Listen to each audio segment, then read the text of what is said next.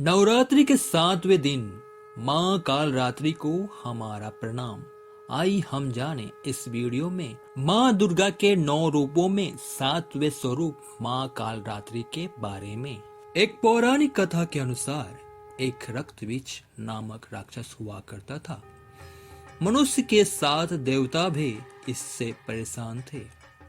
रक्तबीज दानव को वरदान था कि जैसे ही उसके एक भी रक्त का बूंद धरती पर गिरता है तो उसके जैसा एक और दानव का जन्म हो जाएगा। इस राक्षस से परेशान होकर सभी देवता भगवान शिव के पास पहुंचे। भगवान शिव को ज्ञात था कि इस दानव का अंत माता पार्वती कर सकती है। भगवान शिव ने माता को अनुरोध किया। इसके बाद माँ पार्वती ने अपने तेज से माँ कालरात्रि को उत्पन्न किया। इसके बाद जब माँ दुर्गा ने दैत्य रक्तबीज का अंत किया और उसके शरीर से निकलने वाले रक्त को माँ कालरात्रि ने जमीन पर गिरने से पहले ही अपने मुख में भर लिया। इस रूप में माँ पार्वती कालरात्रि कहलाई। माँ दुर्गा की 7वीं शक्ति कालरात्रि के नाम से जानी जाती है। दुर्गा पूजा के 7वें दिन माँ कालरात्रि की उपासना का विधान है। इस दिन साधक का मन सहस्रार चक्र में स्थित रहता है। इसके लिए ब्रह्मांड की समस्त सिद्धियों का द्वार खुलने लगता है। उनके साक्षात्कार से मिलने वाले पुण्य का वह भागी हो जाता है। उसके समस्त पापों विघ्नों का नाश हो जाता है और अक्षय पुण्य लोगों की प्राप्ति होती है। देवी कालरात्रि को व्यापक रूप से माता देवी, काली, महाकाली, भद्रकाली, भैरवी, मृत्यु रुद्रानी, चामुंडा, चंडी और दुर्गा के कई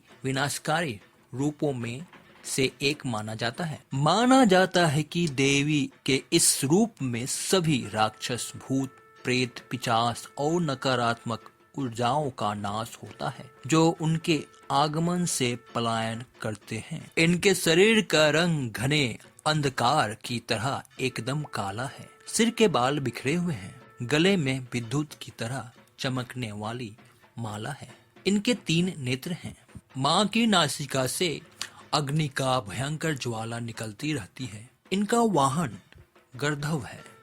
ये ऊपर उठे हुए दाहिने हाथ की वर मुद्रा से सभी को वर प्रदान करती है। दाहिने तरफ से नीचे वाला हाथ अभय मुद्रा में है। बाहिने तरफ के ऊपर वाले हाथ में लोहे का कांटा तथा नीचे वाले हाथ में कटार है। माँ कालरात्रि का यह स्वरूप देखने में अत्यंत भयानक है, लेकिन यह सदैव शुभ फल ही देने वाली है। इसी कारण इनका एक नाम शुभंकारी भी है।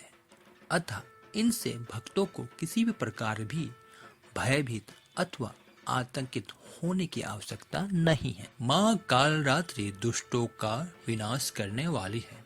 दानव, दैत्य, राक्षस, भूत, प्रेत आदि इनके स्मरण मात्र से ही भयभीत होकर भाग जाते हैं। ये ग्रह बाधाओं को भी दूर करने वाली है। इनके उपासकों को ग्रह भय, जल भय, जंतु भय, शत्रु भय, रात्रि भय आदि कभी नहीं होते।